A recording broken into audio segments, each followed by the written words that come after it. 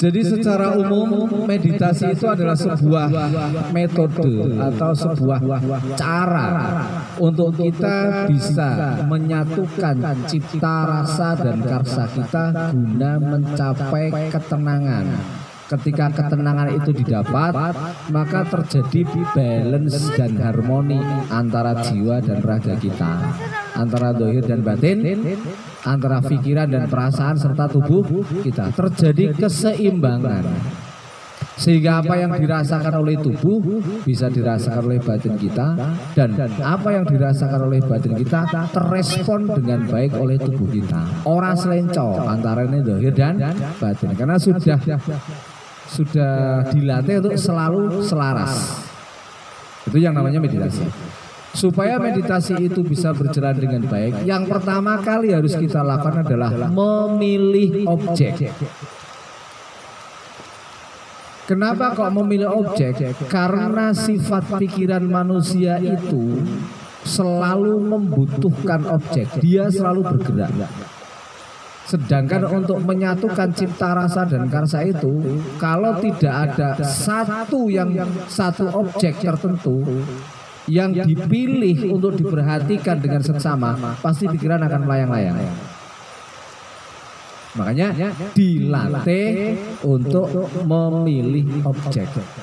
Lah, objek meditasi itu banyak sekali. Objek meditasi itu apa? Apa yang akan kita amati, apa yang akan kita perhatikan dalam kita menyatukan cipta dan rasa kita itu, sehingga cipta rasa kita itu bisa menyatu. Ini banyak pilihan. Tunggal, satu saja. Nanti kalau sudah pandai memegang satu objek boleh, dengan multi objek boleh, banyak objek boleh. Tapi untuk tahap pelatihan itu satu saja. Bisa memperhatikan nafas, ini yang selalu kita latih, karena nafas itu selalu melekat pada tubuh kita dan sangat mudah. Bisa juga suara-suara alam, air, ini kan ada objek air ya. Terus tanah, objek meditasinya berupa tanah. Terus bisa juga gambar-gambar, yang punya yang pingin bangun rumah misalkan, oh berarti objek meditasinya ya gambar rumah. Yang pingin punya mobil, objek meditasinya gambar mobil. Yang pingin punya istri misalkan, objek meditasinya cewek, ya kan? Ini namanya objek meditasi. Apa yang akan kita perhatikan, sehingga ketika kita memejamkan mata seolah-olah kita memperhatikan itu. Kalau nafas kan tidak mungkin bisa diperhatikan. Berarti cara memperhatikan nafas itu bagaimana? Dengan merasakan. Kalau misalkan air ini bisa. Cara memperhatikan air dengan seolah-olah melihat air terjun, air yang mengalir, sungai, atau bisa juga dengan mendengarkan suara air yang gemericik.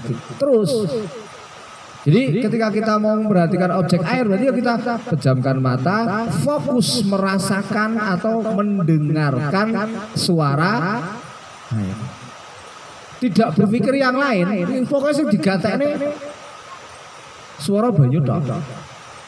Lah apa manfaatnya? Ya manfaatnya ya pencipta rasa karsa kita itu menyatu. Dilatih untuk menyatu. Saat ini kita latihan menyatukan cipta rasa karsa kita pada suara air. Kalau sudah terlatih cipta rasa karsa kita menyatu, ketika kita punya objek tertentu pun akan sinkron terus. Misalkan objeknya bismillah kerja sukses, ya kabeh cipta rasa karsa kata-katanya cuma satu tok, sukses. Nah, itu tujuannya seperti itu. Nah, jadi dalam praktek meditasi kita nanti, yang pertama kita di sini bersama-sama, kita nanti praktek langsung, kita merasakan nafas dulu.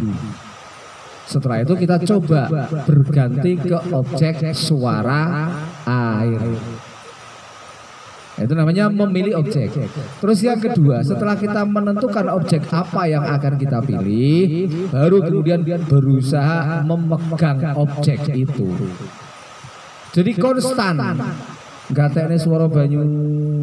Kok kadang-kadang pikiran lap hilang, kilingan omah, nah, berarti lepas. Berarti lepas objek, kembali lagi, wah ucul lagi, kembali lagi. Semakin lama kita bisa memegang objek, semakin bagus. Artinya tingkat fokus dan konsentrasi kita semakin, pikiran kita semakin tajam, perasaan kita semakin kuat. Nanti sebetulnya ada manfaat objek air, ada, nanti bisa dilihat di Google. Manfaat meditasi dengan menjadikan air sebagai objek. Terus berdasarkan pengalaman dari para pendahulu itu banyak sekali manfaatnya ini. Termasuk ketenangan, termasuk kecerdasan, intuisi itu objek air. Objek api manfaatnya apa? Ini termasuk kesaktian, termasuk kewibawaan. Itu objek api. Objek tanah, kekayaan, kelimpahan rezeki, kesejahteraan, termasuk manfaat daripada objek tanah. Terus angin, sing podo pingin pinter indra keenam, ilmu terawangan, objeknya angin. Soalnya apa? Nih kalimatnya ada kalimat mantra atau salah satu afirmasi ilmu indra keenam itu ada yang berkaitan dengan angin. Jadi sebetulnya manfaatnya banyak. Per objek ini berdasarkan pengalaman yang sudah melakukan itu berbeda-beda. Cuma kan kita tidak fokusnya ke situ. Kita fokusnya melatih fokus pikiran kita sehingga ketika kita menentukan objek tertentu dalam meditasi kita, tentunya sesuai dengan hajat kita, cita-cita kita atau harapan kita, ini sudah terlatih dengan baik. Pada akhirnya nanti ya, apapun objek yang kita pilih, apapun objek yang kita pegang, bisakah membawa kita kepada ingat Allah Subhanahu wa Ta'ala. Walaupun objeknya rumah, ujung-ujungnya ingat Allah. Walaupun objeknya air itu mengingatkan kita kepada Allah. Walaupun objeknya itu api, api itu mengingatkan kita kepada Allah. Objek apapun mengingatkan kita kepada Allah. Itu yang paling utama. Jadi memilih objek, memegang objek, mempertahankan objek. Terus dalam urutan meditasi, kalau kita mau masuk pada tahap meditasi yang dalam, itu pertama, nek bahasa Jawa itu ada kalimat heneng. Ada kalimat apa? Urutannya ya, heneng. Heneng itu makna secara dhahiriyah bahasa itu artinya diamnya tubuh. Jadi berusaha semaksimal mungkin supaya tubuhnya itu tenang. Tetapi bukan dipaksakan. Ketika pegel banget pingin obah, ya diobahke. Sebab apa? Itu bagian dari tubuh mereposisi dirinya. Mungkin ada blocking energi di situ. Sehingga ketenangan ini ketenangan yang alami. Jadi saya kalau meditasi itu selalu gerak-gerak terus, itu gimana? Ya enggak apa-apa. Artinya tubuh masih terus melakukan penyesuaian. Ada yang tidak beres di tubuh kita, sehingga tubuh masih terus menyembuhkan dirinya sendiri. Nanti kalau sudah relatif sembuh, dia akan tenang dengan sendirinya. Jadi ketenangan di sini yang diharapkan adalah ketenangan yang alami, heneng yang alami, bukan dipaksa. Yang tadinya gerak-gerak kalau meditasi, kadang tangannya sampai joget-joget gitu ya. Begitu saya ngomong gini terus akhirnya dituahan. Jadi ini sing kudu hendang ya tahan. Ini enggak bagus malah. Kenapa? Diam kita terpaksa. Sing kudune mari malah orang mari. Jadi kalau ada reaksi reaksi gerak-gerak liuk, ya diikuti saja. Biarkan saja. Pegel kok pengen obah, diliukkan. Nanti tenang lagi. Lehernya beratnya di klak. Terus lanjutkan lagi. Itu jangan ditahan. Itu justru nanti terjadi blocking energi yang lebih parah. Kalau sudah bisa duduk nyaman, tenang, lebih dari 15 menit, itu sudah cukup bagus. Kok sampai 30 menit, itu sudah sangat bagus sekali. Kok sampai 1 jam bisa tenang seperti patung, bukan karena dipaksa loh ya. Wah, ini sudah luar biasa sekali. Henengnya sudah tingkat tinggi sekali. Baru setelah tubuh kita tenang, baru akan masuk tahap berikutnya, hening, mengendapnya pikiran. Jadi pikiran kita sudah mulai fokus, tidak dipengaruhi oleh tubuh kita. Salah satu cara untuk mengheningkan pikiran yaitu mempertahankan objek ini dengan sebaik-baiknya. Nanti kalau sudah hening, tahap selanjutnya eling. Apa? Eling. Eling itu apa maksudnya? Apapun objek yang menjadi perhatian kita, sebisa mungkin membawa kita untuk ingat kepada Allah Subhanahu wa Ta'ala. Tahap selanjutnya adalah waspada. Waspada bagaimana? Waspada penglihatan. Waspada kan tidak harus meditasi, kan tidak harus memejamkan mata ya. Waspada penglihatan itu pastikan lingkungan di mana kamu tinggal itu aman untuk kamu berada di situ.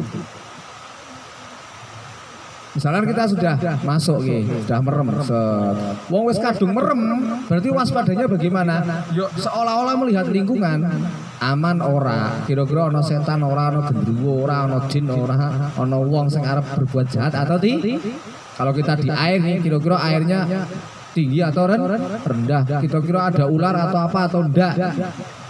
Waspada penglihatan. Memastikan keberadaan kita di situ itu dalam kondisi aman. Supaya apa? Supaya ketika kita nanti meditasi masuk ke lebih dalam, ada sesuatu apapun, mental kita tidak goyah, pikiran kita tidak goyah. Kalau kita belum memastikan, mesti was-was pada akhirnya. Tapi kalau kita sudah memastikan, walaupun ada apapun, insya Allah tenang. Contoh pengalaman ya. Meditasinya di dalam kamar. Secara zahiriyah kan sudah pasti aman. Waspada penglihatan aman. Tetapi ketika meditasi masuk dalam, seolah-olah tuh kamarnya kebakaran. Ini kalau sampean itu nggak ingat bahwa saya berada di dalam kamar dan pasti aman, nggak ada mungkin terjadi kebakaran sing koyo ngene. Akhirnya apa yang akan terjadi?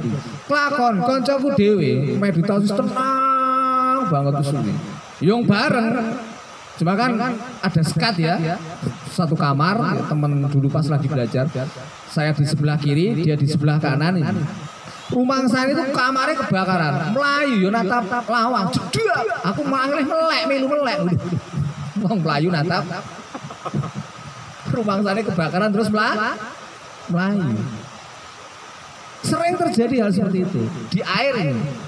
Kita melihat waspada mata penglihatan sudah jelas airnya. Tetapi ketika kita meditasi itu perasaan kadang banyu saya munggah. Akhirnya kita takut melek, bongkar meditasi. Barang wis lah ora iki. Itu namanya. Itulah pentingnya waspada, sehingga apapun yang muncul, godaan apapun yang muncul, itu kita tetap tenang. Kenapa? Sudah memastikan ini hanya halusinasi pikiran. Saya tidak boleh tergoda di sini. Paham tujuannya? Begitu juga pendengaran. Sing tak contohnya sih ning jero kamar ki mau. Rumangsane ada orang teriak-teriak. Ini sering banget. Ada orang teriak-teriak dan ada orang yang seolah-olah podo lari, tonggo teparu podo melayu nulungi wong sing bengak-bengok. Akhirnya apa? Bongkar meditasinya. Oh, napa sih bengi-bengi kok ana wong jerit-jerit. Ternyata begitu melek ora ana apa-apa. Eman banget. Ini waspada pendengar. Jadi kita pastikan bahwa lingkungan sekitar kita itu aman, nyaman. Ketika nanti ada muncul gangguan-gangguan yang sifatnya pendengaran, kita tidak boleh goyah. Kenapa? Oh, tadi sudah tak teliti kok, aman. Paham maksudnya? Nah, waspada, pendengar. Terus nanti apa? Waspada penciuman. Mata ada berapa? 2. Telinga ada berapa? 2. Terus piro? Apa ya? Hidung ada? 2. 6 berarti kan ya? 6. Waspada penciuman. Jadi sebelum kita mulai meditasi atau ketika kita sudah berada di meditasi, kita sudah bisa heneng, kita sudah bisa hening, kita sudah bisa eling, muncullah kewaspadaan pada indera penciuman kita berikutnya. Waspada mata sudah, waspada pendengaran sudah, terus waspada sampean aroma, sampean bau lingkungan jenengan. Oh, iki enek minyak wangi iki. Oh, iki mambune melati. Oh, iki mambune cendono. Misalkan seperti itu. Oh, ini biasa saja. Oh, ini ada bau busuk misalkan.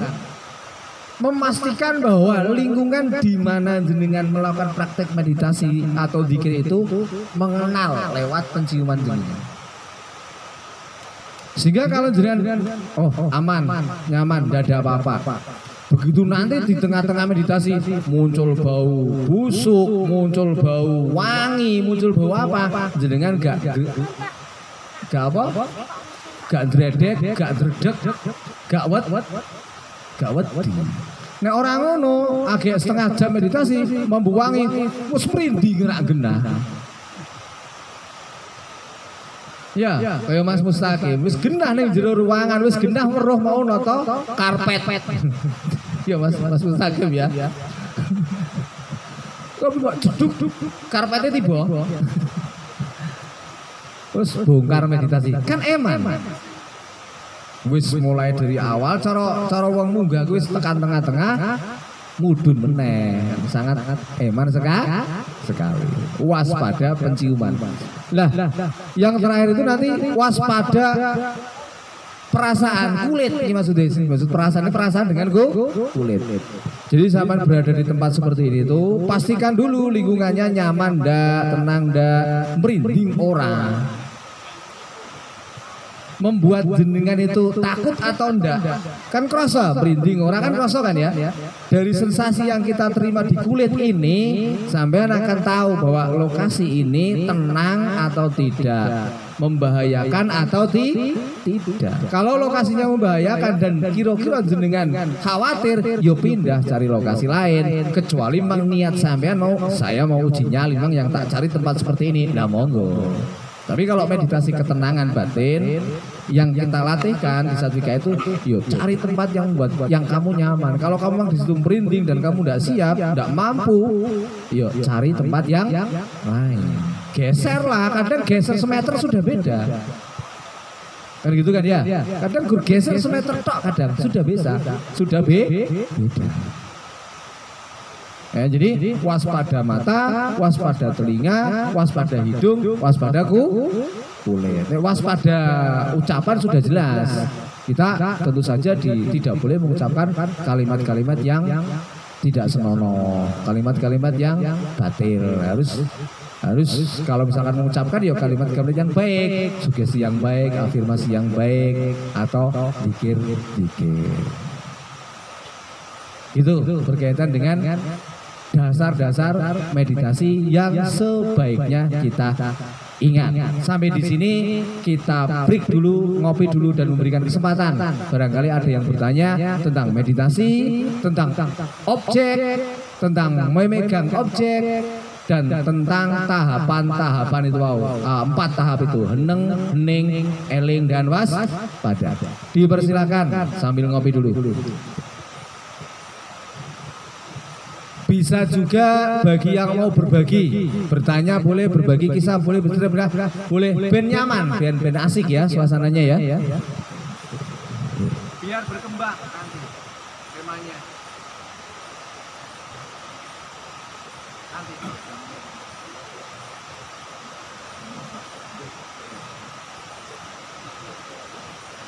Biar nanti meditasinya punya sesuatu yang bagus, kita nyari ya, biar nanti dapat momen meditasi yang bagus. Karena momen meditasi yang bagus ini sangat bermanfaat sekali untuk kita sehari-hari nanti.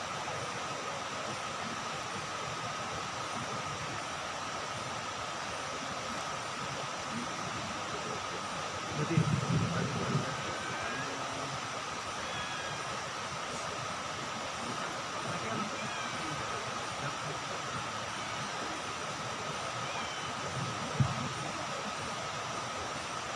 nanti api unggunnya ini tujuannya bukan untuk api unggun sebetulnya, tapi untuk melengkapi objek ya. Jadi ada unsur air, ada unsur tanah, ada unsur anginnya, ada unsur kayunya, ada unsur apinya. Tujuannya itu bukan semata-mata untuk api unggun, itu enggak.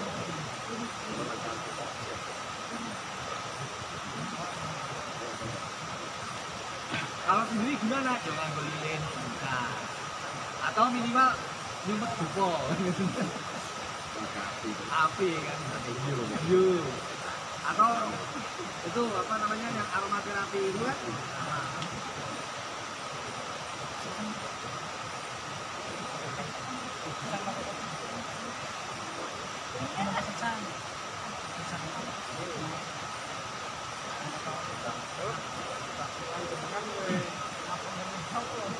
Ya, kopi-kopi dulu. Secang kuah hari. Secang kurang.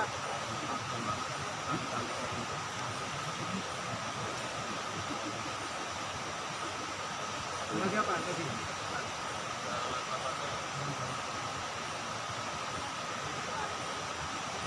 Jangan takut sama ular ya. Ya itulah halusinasi pikiran. Yo, semua orang takut. Monggo yang ingin berbagi atau bertanya.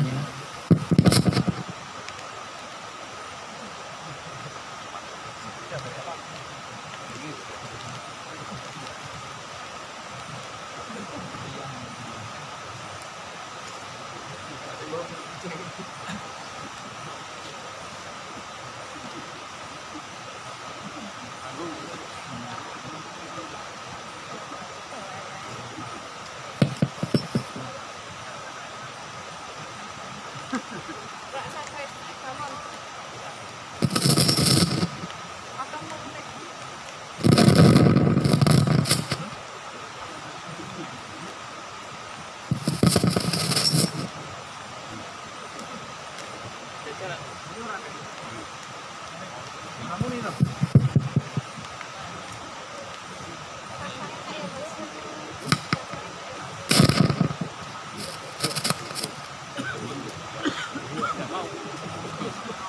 Kamu nih.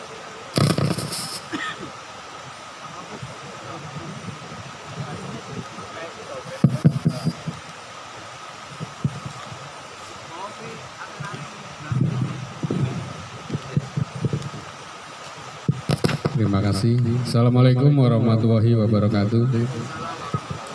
Sebelumnya mohon maaf mengenalkan diri dahulu. Nama saya Didin dari Kesesi, Pak Yai, dan sahabat-sahabat kita semuanya. Terima kasih atas waktu yang diberikan untuk bertanya.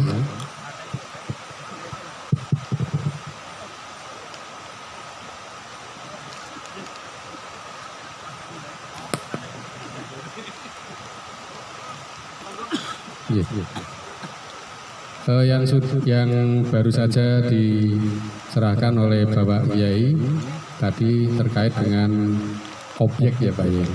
Nah, yang ingin saya tanyakan dan minta bimbingannya setelah kita memegang objek ini dalam batin kita ngapain Pak Yai? Untuk tadi objek itu bisa membawa kita kepada Allah Subhanahu wa Ta'ala. Mungkin pertanyaan saya simpel demikian. Terima kasih. Assalamualaikum warahmatullahi wabarakatuh.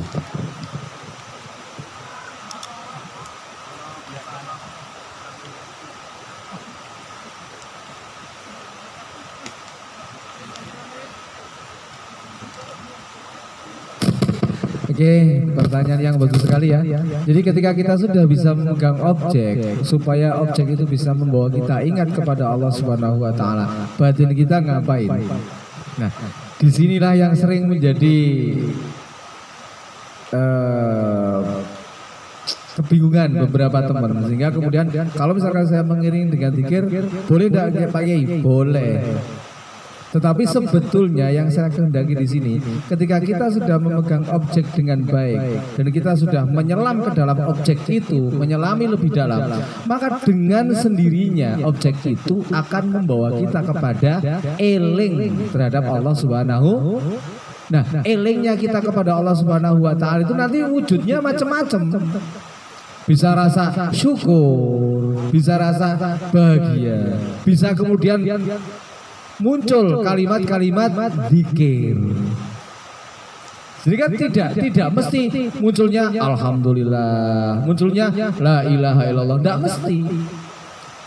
Kadang dikirnya itu dikir yang tanpa suara. Dikir yang tanpa suara itu seperti apa sih? Ya itu tadi. Batin itu rasa nyambung, bunga, lego karo Gusti. Eling mati. Kadang-kadang seperti itu, munculnya rasa. Kalau dibahasakan mungkin Masya Allah, ya Allah. Munculnya kalimat matur nuwun Gusti, kula tesih diparingi urip. Kadang-kadang kan munculnya seperti itu. Ini eling seperti ini yang diharapkan. Apapun ingat kepada Allah Subhanahu. Ketika ingat kepada Allah itu kemudian membawa pada kalimat-kalimat dzikir dalam bahasa Arab seperti istighfar, sholawat, tahlil, ya ndak apa-apa. Kalau kalimat-kalimat dzikir dalam bahasa Jawa, ya ndak apa-apa. Wong yang penting kan membawa eling kepada Allah Subhanahu. Karena eling atau dzikir ini kan ribuan bahasa, tidak harus dengan bahasa Arab, dan banyak zikir yang tidak berupa suara. Sehingga kalau misalkan ngapain yang harus kita lakukan, ya terus eling kepada Allah itu. Sehingga nanti munculnya malah justru seolah-olah berkomunikasi.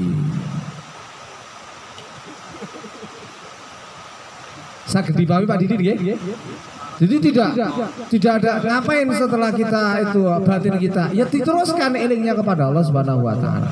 Kok tiba-tiba munculnya bentuk elingnya itu zikrullah dengan kalimat-kalimat zikir yang sudah umum seperti istighfar, sholawat, tahlil atau yang lain, ya diteruskan. Kalau munculnya munajat itu doa-doa rintihan batin kita kepada Allah dalam kaitannya kita menghadapi hidup, ya diteruskan. Kan mendengarkan air seperti ini, oh ya Allah, uripku kiko gur banyu mili, semoga-moga tetap diparingi bening, moga-moga tetap diparingi kuat anteng. Nah kan dalam bentuk bahasa. Jadi tidak harus dengan dikir-dikir dalam bahasa Arab. Kalau kita sudah eling bagaimana? Terus lanjutkan. Justru ini yang paling indah, yang disebut sebagai munajat kita kepada Allah. Jadi yang disebut munajat itu ya ini, yang munajat yang asli yang ini. Kalau kita mengadakan mujahadah, istighosah dengan zikir-zikir tertentu itu kan dalam rangka mancing gen supaya atine iso munajat kali Allah Subhanahu wa taala. Munajat ki artinya apa? Lah niku ada Pak Fauzi nanti. Nek bahasa saya munajat yo apa yo? Oh yo. Bisik-bisik. Iya. Bahasane ki bisik-bisik kok ketoke piye? Curhat lirih-lirih ngono ki apa bahasane? Bendiyane ora krungu kan ngono. Ngene lho Ji, ngene. Nah, ngono lho maksudnya. Munajat itu. Sampun paham Pak Didin nggih? Alhamdulillah. Monggo dilanjut, barangkali ada lagi biar tambah luas wawasan kita.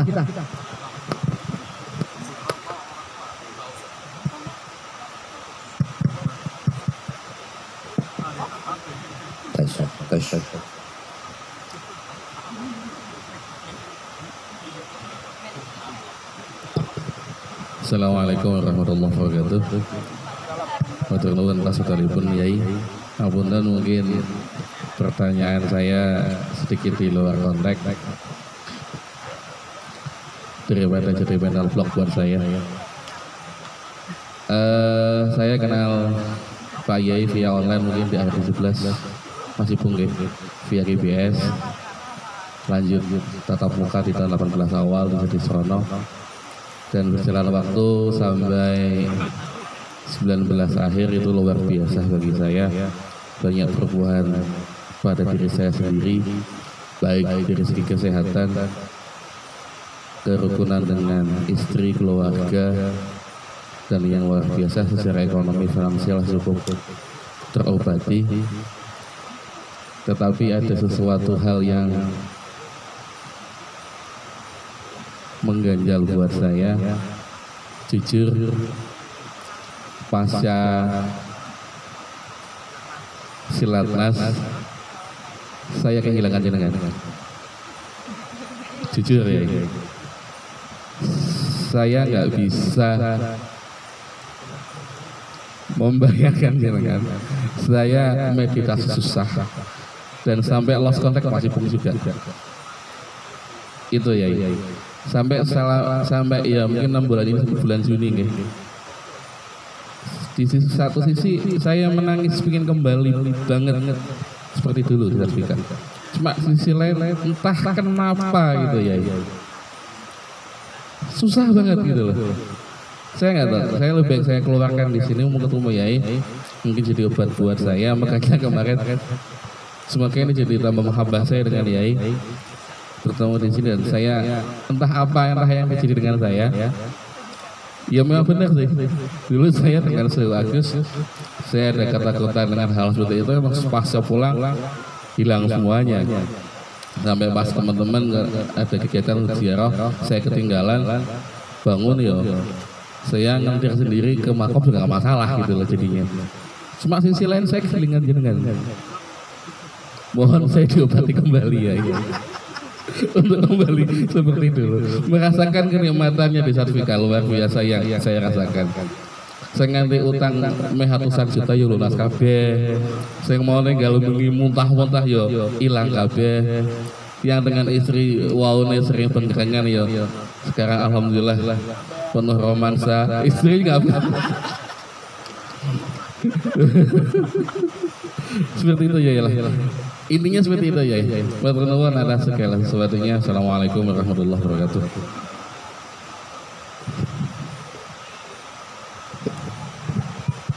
Kalau bahasa saya ya, yo memang wayahe ngono. Gitu. Jadi ada kalanya kita akan mengerti akan arti kehadiran seseorang ketika kita mengalami kehilangan orang itu. Kemudian muncul dari dalam batin itu muncul hal-hal yang ada, yang pernah ada, kemesraan yang pernah ada yang membawa kita pada perubahan-perubahan. Tapi kok kenapa kita lost contact sekarang? Dan ketika lost contact itu apa yang terjadi pada diri saya? Kan gitu. Ketika sudah menemukan pembanding antara ketika mesra dan ketika tidak, kemudian merasakan perbedaan yang signifikan, otomatis akan mengerti arti cinta yang sesungguhnya. Kita tidak akan pernah mengerti akan arti hadirnya seorang istri ketika kita tidak pernah meninggalkannya. Ya tak? Pasti akan terjadi hal seperti itu. Atau ketika istri meninggalkan kita baru sedina iso cepakane sarimi jiono. Rong dina cepakane gula kopi, sarimine wis nipis tapi gula kopine si ono. Seminggu mie wis ora ana, ndok wis ora ana, gula nipis, wis mulai bingung. Kumbahan numpuk tambah bingung. Iya tahu. Nah, kita di situ baru tahu. Turu dhewe. Jane ya ora ngopo-ngopo, nek ana bojone ya ora ngopo-ngopo, biasa turu siji ning ruang tamu, siji ning kamar, biasa. Tapi karena perasaan itu masih ada, jadi orang batek ngaruh. Begitu ditinggal lunga rodok seminggu apa 2 minggu, ngono bener-bener pisah jarak, itu baru kita merasakan yang sesungguhnya. Memang kadangkala itu dihadirkan oleh Allah dalam kehidupan kita supaya apa? Supaya kita tahu akan artinya cinta yang tidak bisa dilukiskan dengan kata-kata. Gitu Mas Rifat ya. Ya jadi apa yang terjadi? Tidak ada kesalahan. Apa yang terjadi? Ya memang itu dikehendaki oleh Allah Subhanahu. Kalau di dalam hasanah tasawuf itu kita punya banyak guru, calon guru. Kita punya banyak calon guru.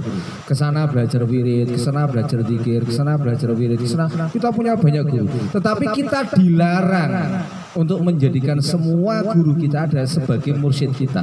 Kita dilarang. Kita harus memilih satu saja, tidak boleh. Nah, sebelum kita memilih, kan otomatis kita harus meneliti. Mana yang secara emosional dekat dengan kita, mana yang secara ruhani dekat dengan kita. Ini kan ada nanti timbul tenggelam karo si guru A cedek banget, karo guru B mikir ado, karo guru C cedek, karo guru terus begitu. Nanti yang tadinya dengan A dekat banget tiba-tiba hilang. Nah ini kan untuk Allah sedang mengajarkan kepada kita mana yang kamu terus nyambung dengan konstan. Terus setelah itu kamu tahu, oh manfaatnya ini secara rohani, secara zahir, secara ilmu sama mengajarkan kebaikan semua. Tapi secara rohani beda pengaruhnya. Kalau sudah menemukan yang cocok, ya silakan baiat kepada yang itu. Ibarat katakan seperti itu. Yang lain bukan ditinggalkan, tetap tabarukan namanya, ngalap barokah. Jadi teman-teman yang mau, yang pingin, sekarang kan lagi tren tasawuf ya, lagi tren tasawuf, lagi tren menjadi ahli thariqah kan gitu. Yombo elailu, pokoknya lagi tren itu. Nah, sebaiknya teman-teman ini jangan gugup mencari guru datangi saja sebuah majelis zikir, majelis ilmu yang mengajarkan kebaikan-kebaikan. Nanti kalau memang benar-benar cocok, sudah cocok, hatinya sudah condong pada satu orang guru yang memang jenengan pilih dan beliau juga mursyid thariqah, nah silakan berbaiat kepadanya. Ojo kabeh kanca-kanca padha baiat rono. Wah yo kita cocok iki, penak iki pelajarane baiat. Terus kok liyane baiat meneh. Berat. Punya banyak guru itu berat. Kalau punya banyak guru mursyid itu ya berat sekali. Kenapa? Sampean punya kewajiban mengamalkan ilmu dari semua guru itu. Gurunya telu lah, jenengan kewajibannya jadi telu. Tambah abot. Siji wae yang lain tabarukan. Itu yang paling bagus. Jadi tak obati Mas Rifat. Aja khawatir ya. Wis ketemu ngene. Insyaallah sudah kembali nyambung. Bukan kemarin itu kok putus, enggak, memang sedang diajari oleh Allah Subhanahu wa taala supaya kita lebih sadar diri, lebih ketika kita kembali nuansa kedekatan kita kepada Allah, nuansa kekeluargaan kita lebih kuat dari sebelumnya. Kan gitu. Rumah tangga ki padu karo bojo, pisahan. Begitu semua sudah merasakan, sudah introspeksi diri sendiri-sendiri. Ketika dia kemudian bisa nyambung lagi, inilah jogo luwih tenanan gitu kan. Nah, kita ini kan jogonya jogo keterhubungan batin, bukan jogo keterhubungan zahir. Jogo keterhubungan batin itu yo gampang, yo susah. Sebetulnya kalau mau merawat sangat gampang sekali. Dalam sehari itu kan kita punya jadwal selaras 3 kali kan.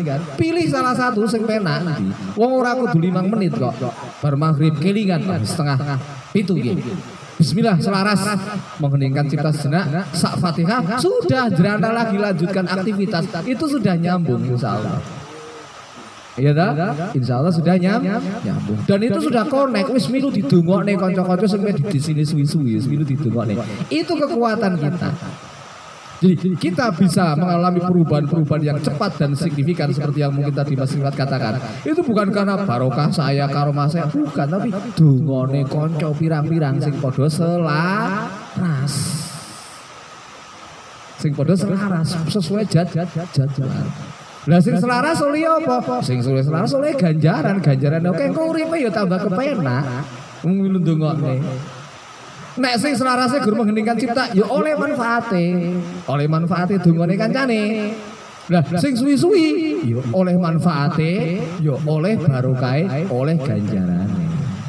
Minimal ya bismillah selaras dengan sahabat-sahabat Satvika seluruh Indonesia. Semoga kami semua diberkahi dengan kehidupan yang berkah dunia akhirat. Al-Fatihah. Ini berarti sama wis oleh wis oleh manfaate, wis oleh ganjaran dungane. Gur sak Fatihah tok mengheningkan cipta sejenak untuk teman-teman Satvika seluruh. Ini akan menguatkan satu sama lain. Nah, itu mohon dijaga. Pira berarti sih maca Fatihah. Gitu Mas Rifat ya. Insyaallah semoga kehidupannya lebih indah lagi. Amin Allahumma amin. Monggo yang lain.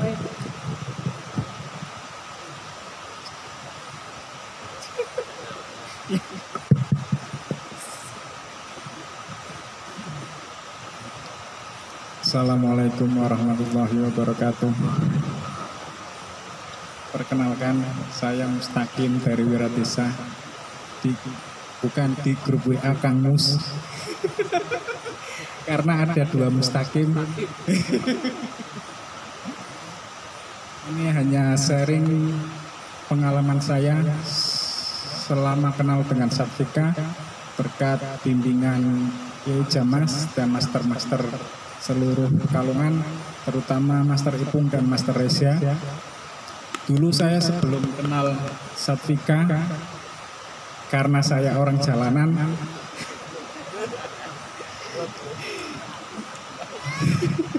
hidup di pasar,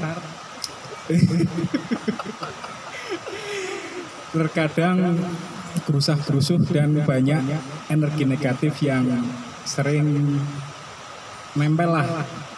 Ya boleh dikatakan yo neng pasar ngono lah. Sejak kenal Satvika, alhamdulillah emosi bisa terkontrol dan hajat-hajat mulai satu persatu menjadi wujud. Amin. Pertama saya yo jangan diikuti lah, saya ikut Satvika itu melompat. Seharusnya SHA, terus KBS apa KMT ya? KBS, terus KMT, KR dan Butomo. Tapi saya ikut online KR, tapi jangan ditiru. Lompat. Tapi alhamdulillah saya menebus dengan ikut KBS, KMT, cuman belum ikut SHA. Yang saya terapkan pas ikut ATM, pernah kan hajat positif dan negatif, yang negatif di X, yang positif di cawang, jadikan afirmasi dan taruh dompet lah.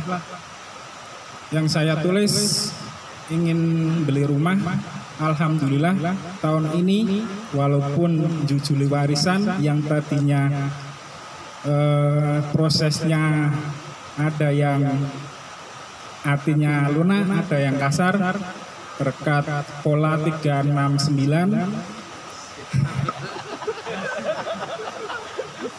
Tahu terangkan 369. Alhamdulillah yang hatinya paling alot itu sudah lunak, dan saya dalam hati insya Allah tahun ini sebelum puasa Ramadan bisa melunasi yang belum lunas, dan amin amin.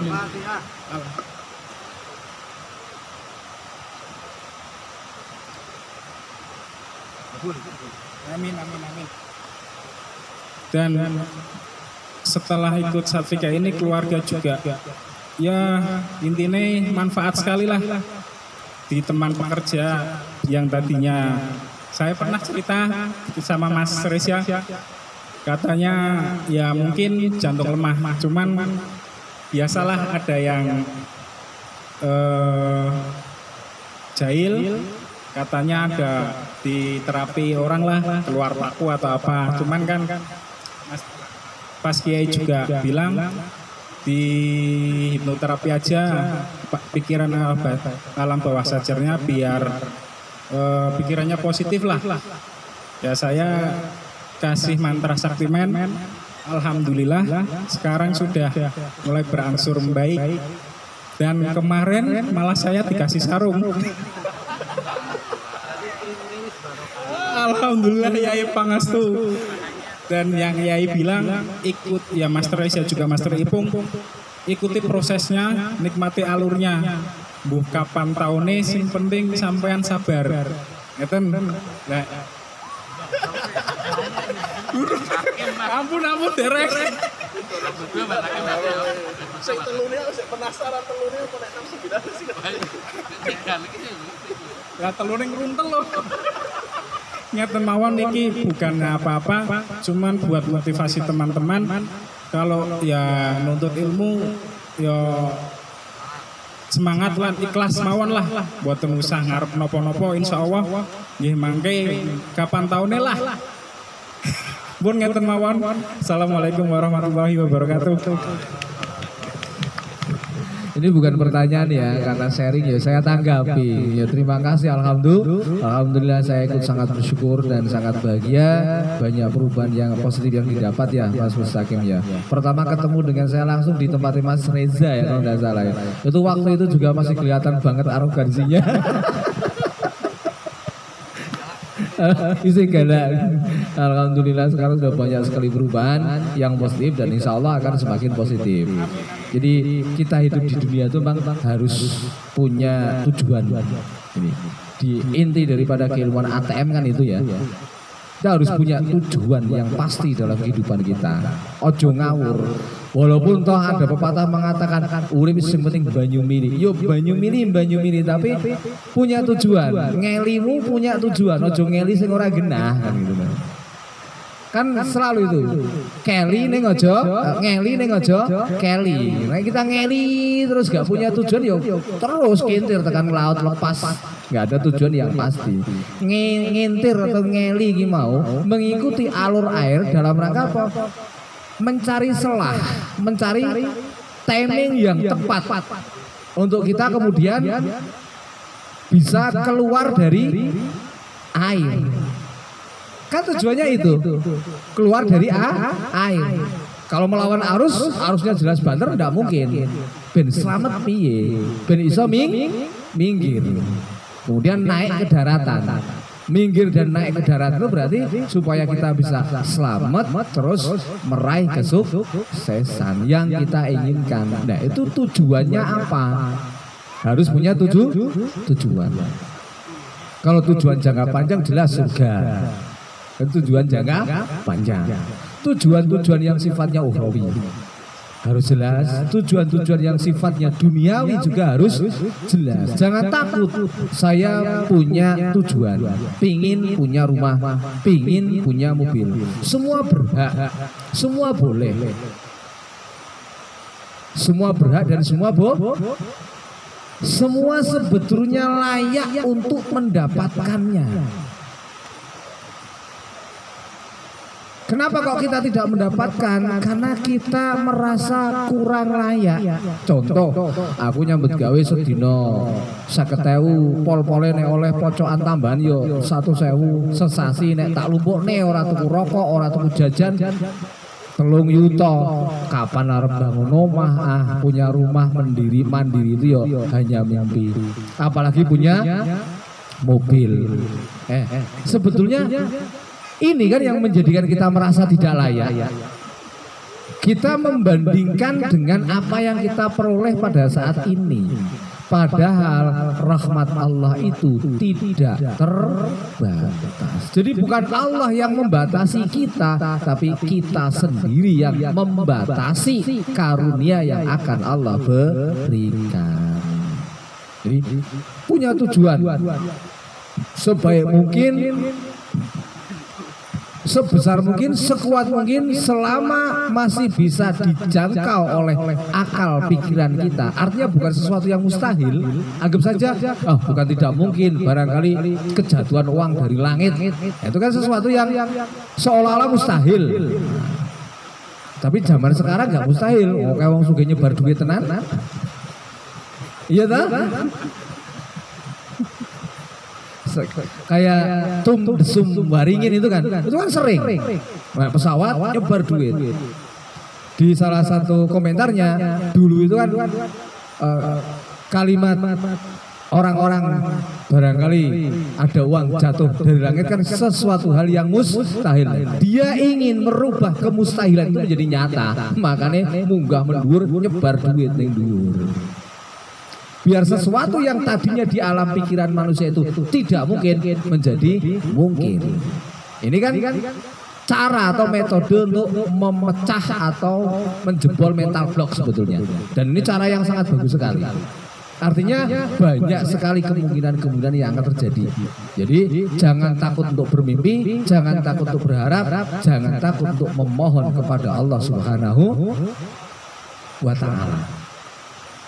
Jangan merasa tidak pantas menerima karunia Allah Subhanahu Umpama kita merasa bahwa hubungan kita kepada Allah, ibadah kita kepada Allah masih kurang bagus sehingga merasa kurang layak mendapatkan anugerah.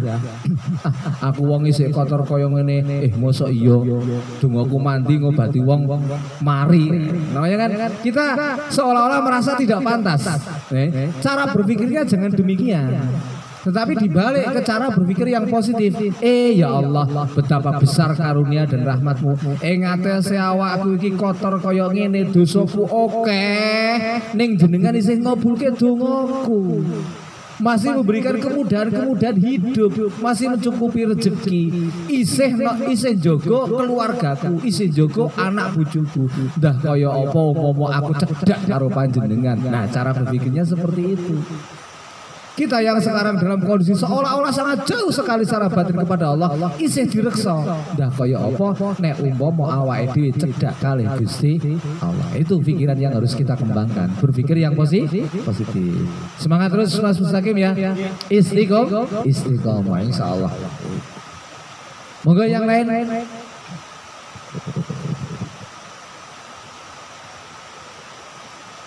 Berbagi cerita ada apa biar semangat. Ibu-ibu boleh yang punya masalah kira-kira bisa di-share untuk dicarikan solusi, nggak apa-apa. Sinten malih.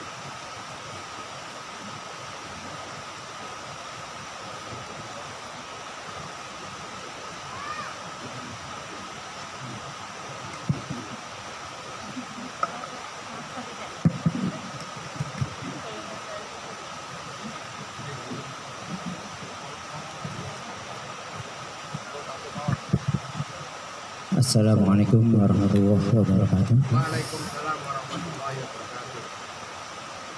Nuwun sewu Pak Yai. Nggih, saderenge perkenalkan kula Wahyu saking kajian. Di sini kula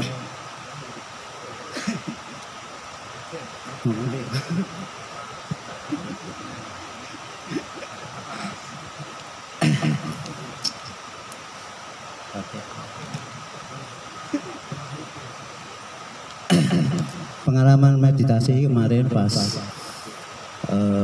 bulan puasa niku saya rasakan enak, enjoy. Tapi niki setelah lebaran niki kok setelah meditasi badan sering ngedrop Pak Yai. Niku solusine pripun?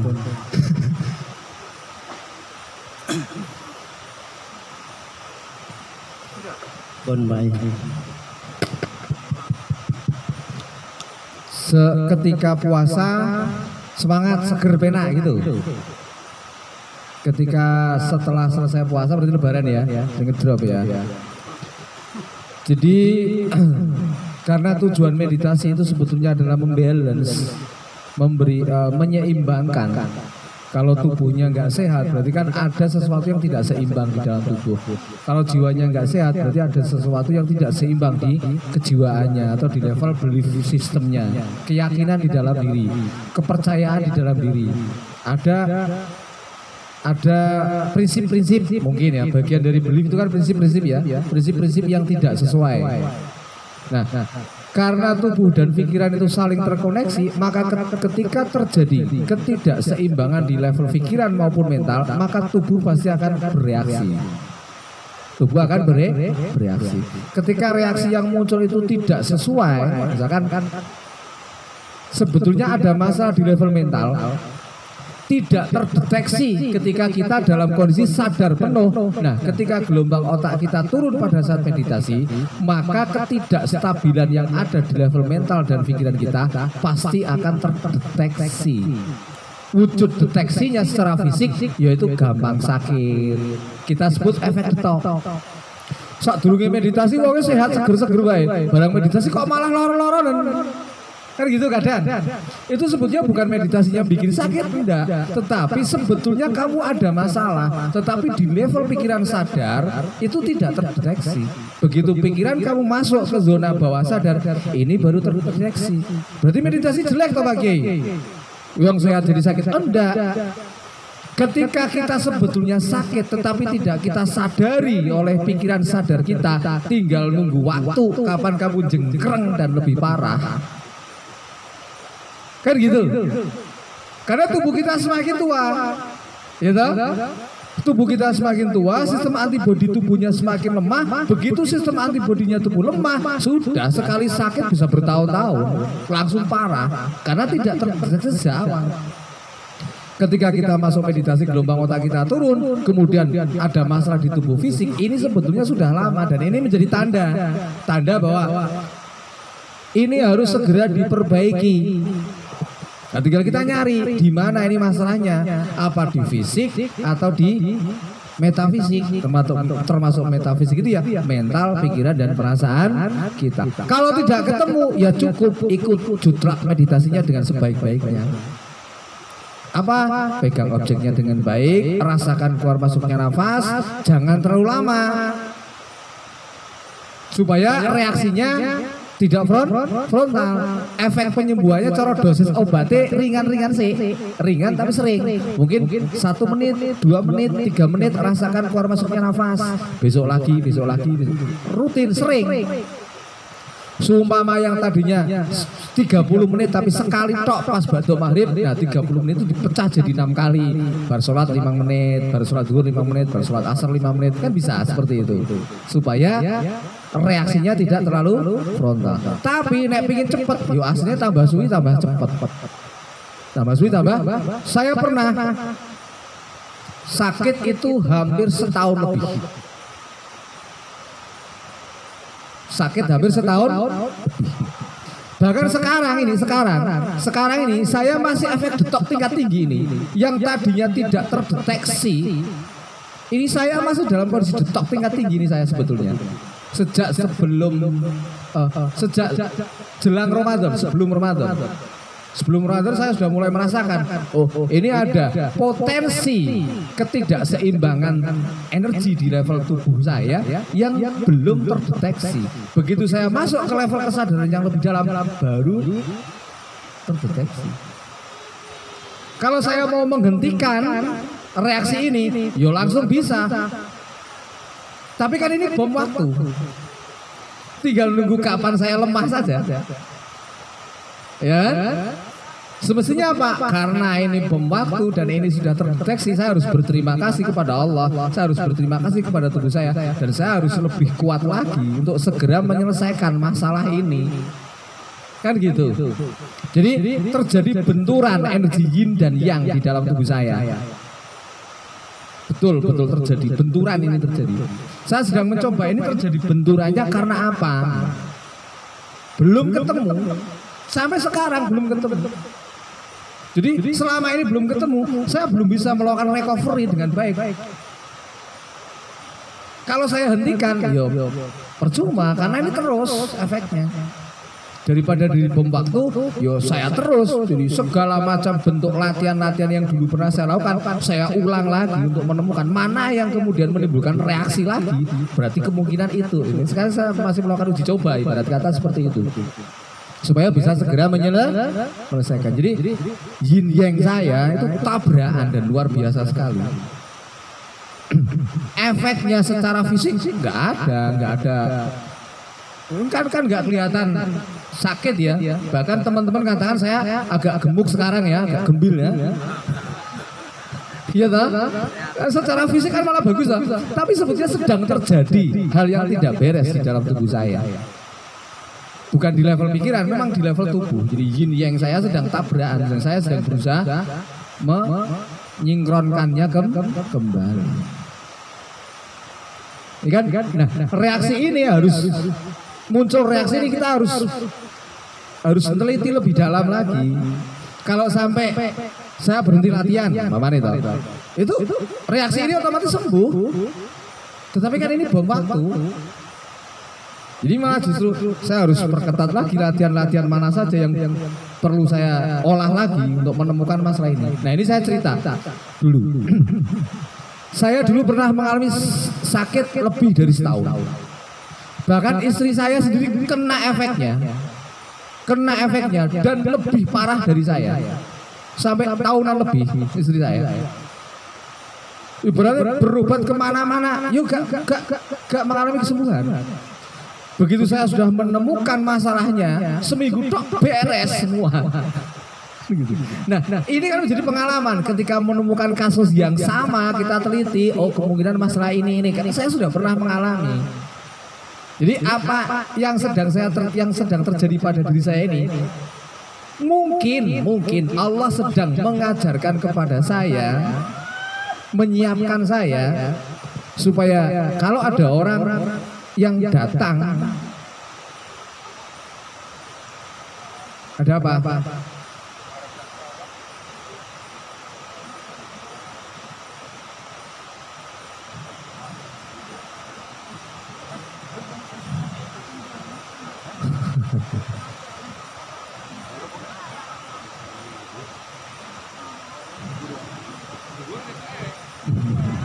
Guyon. Jadi mungkin Allah sedang menyiapkan diri saya untuk bisa mengatasi calon orang yang akan datang membawa masalah seperti itu. Kadang seperti itu. Jadi saran untuk Mas Wahyudin ya. Saran untuk Mas Wahyudin bagaimana? Pecah waktunya menjadi singkat tapi sering. Terus perbanyak latihan yang sifatnya fisik. Jadi ibarat kata pernafasan ya. Nah berarti lebih banyak ke pernafasannya daripada masuk ke meditasinya. Jadi lebih banyak di pernafasannya daripada masuk di meditasinya. Contoh misalkan pernafasan 2 langkah. Nah, itu bisa 10 kali pengulangan. Sudah itu saja. Nanti paling hening sejenak untuk sekedar berdoa. Kalau yang tidak ada masalah, kalau yang porsi meditasi lebih banyak kan mungkin pernafasan 2, 3, 4 langkahnya mungkin hanya 3, 3, 3. Terus nanti sesi total breathingnya, mindfulness pada nafasnya yang lama sampai setengah jam, 1 jam. Nah ini dibalik. Dohirnya yang diperbanyak. 2 langkahnya mungkin 10 kali pengulangan atau 3 langkah, 4 langkahnya sampai 10 pengulangan. Setelah itu cukup hening sejenak sekedar mengheningkan cipta untuk berdoa sesuai hajat, sudah selesai. Itu sarannya sementara itu Mas Wahyudin ya. Silakan nanti diaplikasikan. Insya Allah semoga semua segera baik-baik saja. Silakan lagi mungkin.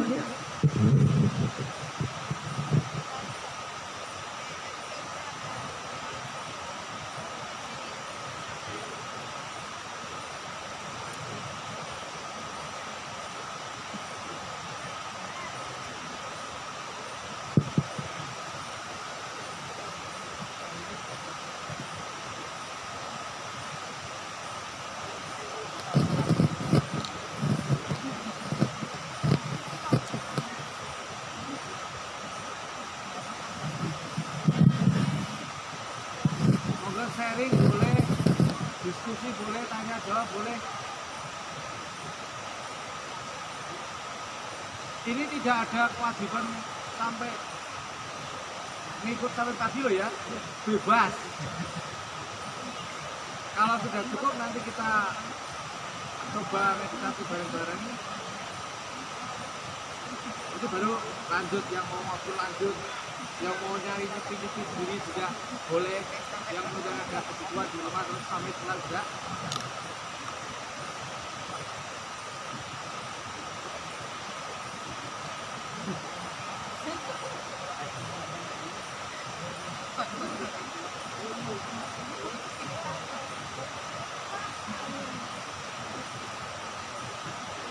Yang mbak-mbak, ibu-ibu ini monggo.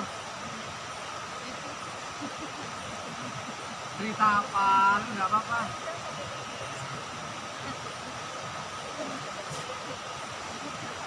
Kemarin itu dari Pekalongan ada yang WA saya pernah dirahasiakan. Alhamdulillah Kiai, hutang saya sudah lunas 50%, tinggal berapa persen? Itu kasih terdekatan, ya Allah, alhamdulillah. Itu senang. Itu sebenarnya bukan dapat uangnya, tapi itu sebenarnya dapat kabarnya itu. Kalau nggak salah dari Pekalongan itu, kalau nggak salah. Tapi saya rahasiakan namanya ya. Terakhir senengnya. Antara kita Pekalongan itu antara. Jadi bentuk rasa syukurnya iso nyicil utang oke itu. Karena itu sedekah kan gitu kan. Bukan nilai bukannya yang saya seneng itu bukan, tapi kabar gembiranya.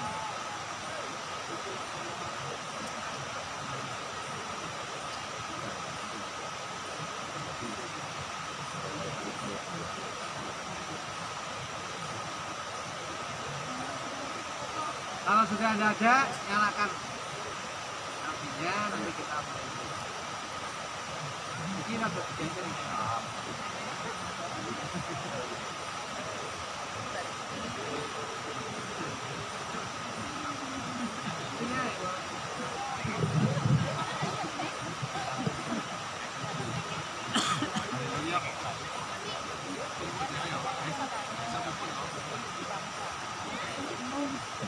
Diabadikan, ya dikira aku bukan. Penyanyi. Guru pramuka. Apa pramuka? Lho iki ana guru TK. Emang penyanyi yang bernyanyi. Api kita sudah menyala. Ya, Mas kok ome jolali lho. Aku dijejer mak nek wis diarep. Oh iya ya.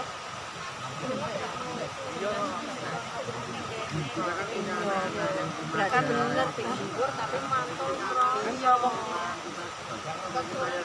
krungune aku karo Patemi dari arah sana ning sini lha sing kono mantul berarti mantul apa sih kan anak-anak toh Jadi embrio mungkin itu. Assalamualaikum. Waalaikumsalam. Aku jawab mana sih enggak di sini.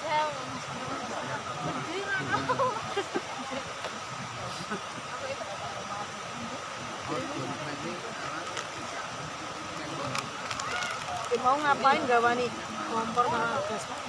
Dia orang kok kompor atau oke kasih gawane tampil.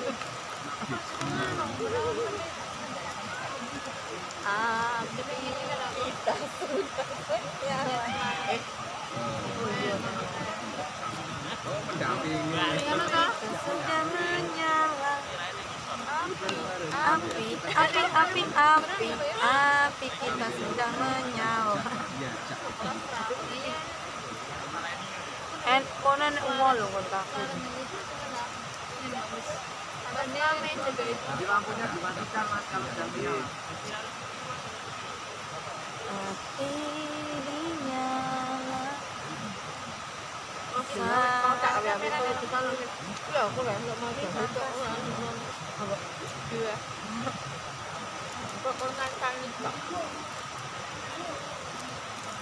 Kalau kayak gini buta loh jadi kayak gini. Yang cowok-cowok itu yang pakai jaket sebaiknya dilepas. Ya udah, ya biar tes tuh ya. Datang ketika dingin dan harus bernapas karena kebuang. Latihanan gitu. Dilepas. Api sudah menyala. Kita sudah mulai mengukur.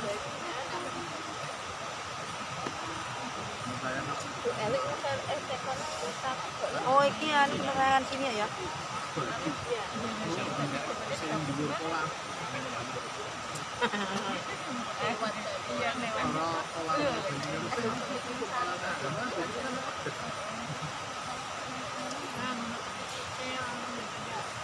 Mbak Paris siapa?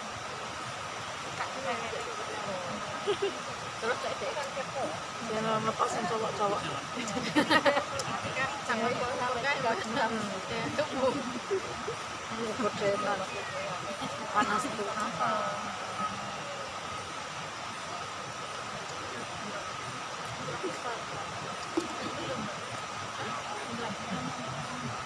Oh, spanduk yang isor gitu. Kayunya juga apa kan isor. Lebih kecil ya maksudnya semenek. Padan itu.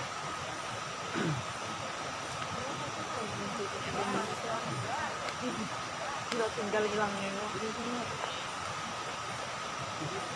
Yang di jauh segera merapat, rapatkan barisan.